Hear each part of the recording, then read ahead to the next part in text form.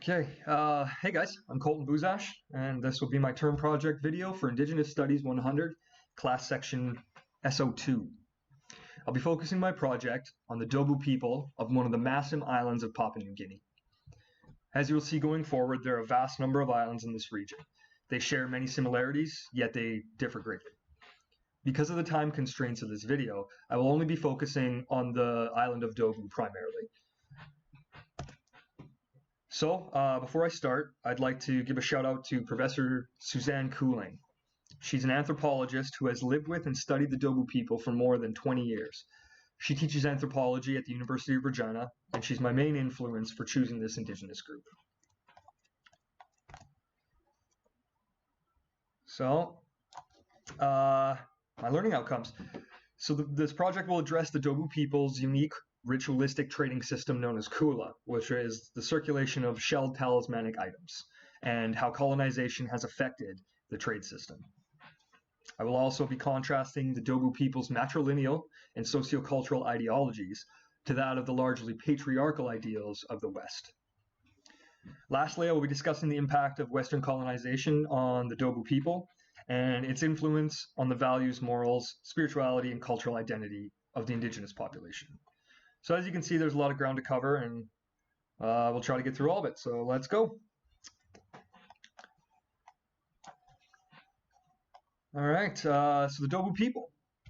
People of Dobu are an indigenous culture that is native to the Massim region of the southeast Papua New Guinea area. Due to anthropological work of anthropologist Rio Fortune, the Dobu people are widely viewed as sorcerers, but I'll get to that. Being an island culture, they make use of seafaring means and have long mastered the surrounding South Pacific Ocean. They are an agricultural society with an intricate system of trading known as kula. So here's a map of the Massim Islands.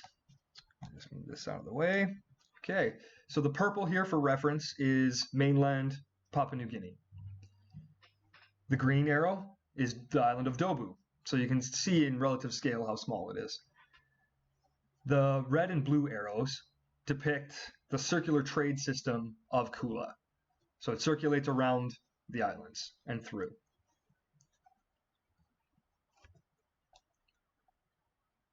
All right, so Mwali and Bagi. Roughly the way that kula trade system works is that a decorated shell armband called Mwali and an intricately beaded and shelled necklace called Bagi circulate around the surrounding islands.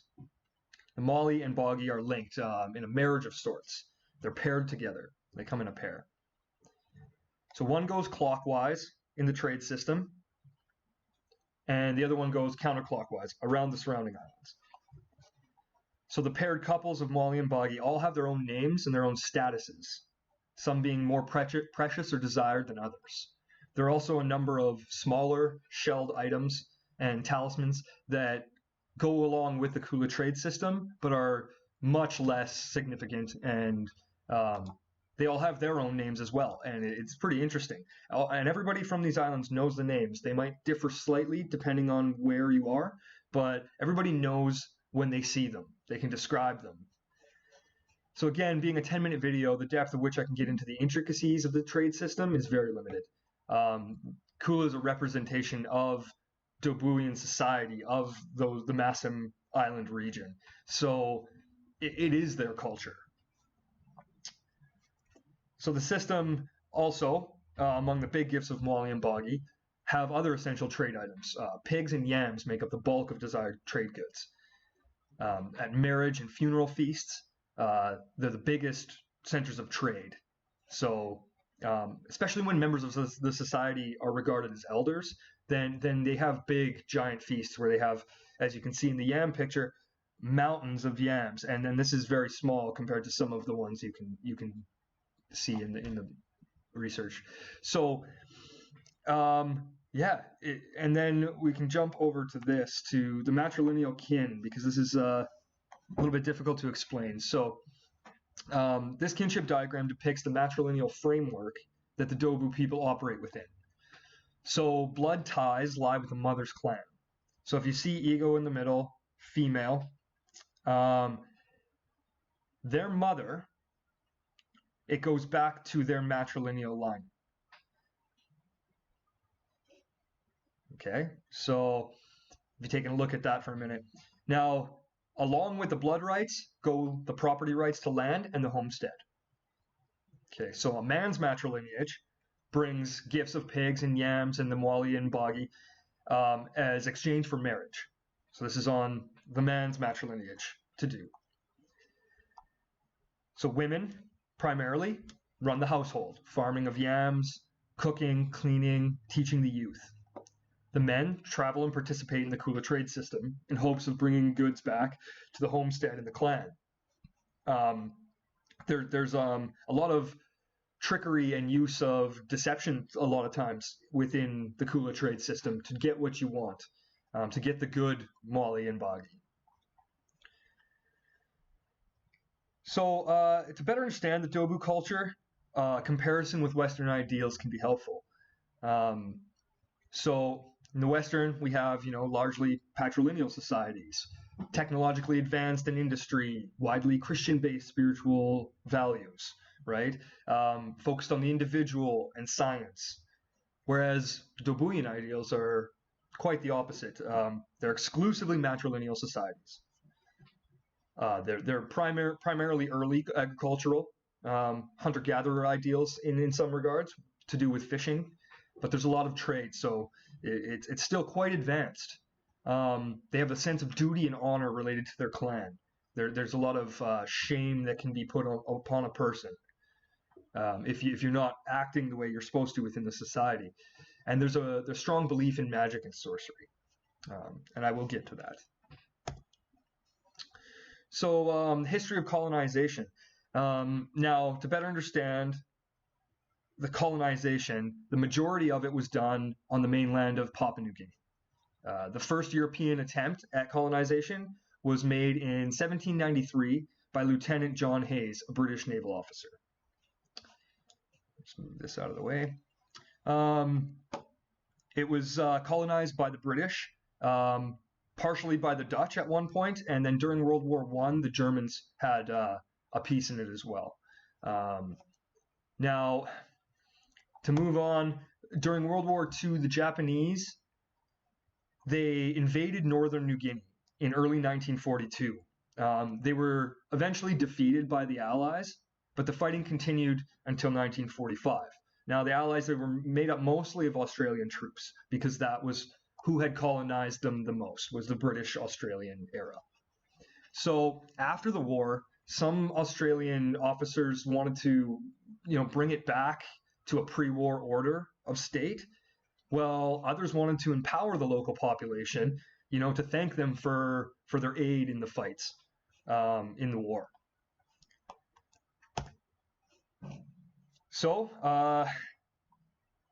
they achieved self-government, Papua New Guinea, in 1973, December 1st, and gained full independence from Australia on September 16th, 1975.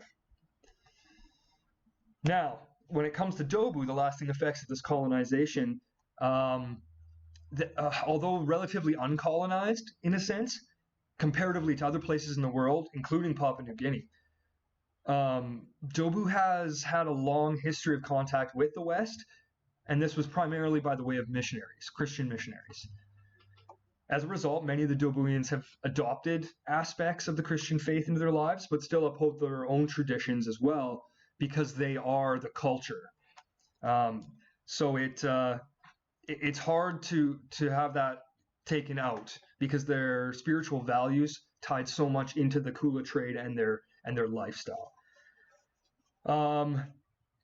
Now, furthermore, the introduction of global trade, money, technologies, it's helped shape the culture of Dobu as well, and it's actually starting to break down the Kula trade system in ways, because some things that are attainable now that weren't before have made life easier in ways.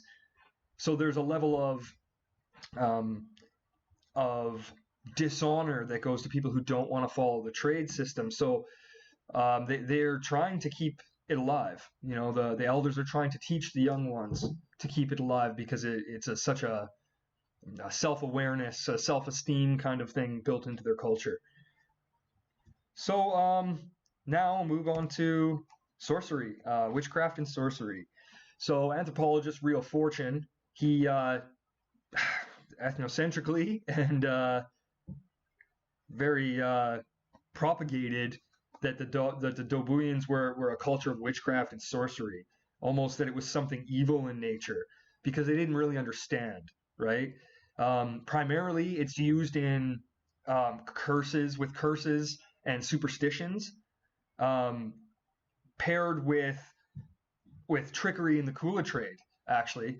And it's not that everyone uses this, but it's more of a all-seeing eye, like something to fear, right?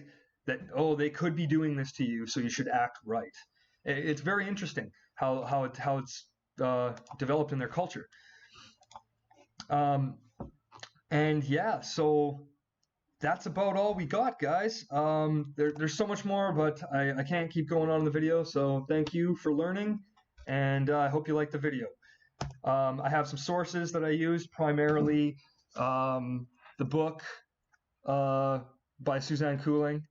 I have the source there, and all the image sources that I used as well. I will post these in the video comments. You're welcome to comment or ask questions in the comment thread, and I'd be happy to answer them if I can. I hope this, got you interested in something new.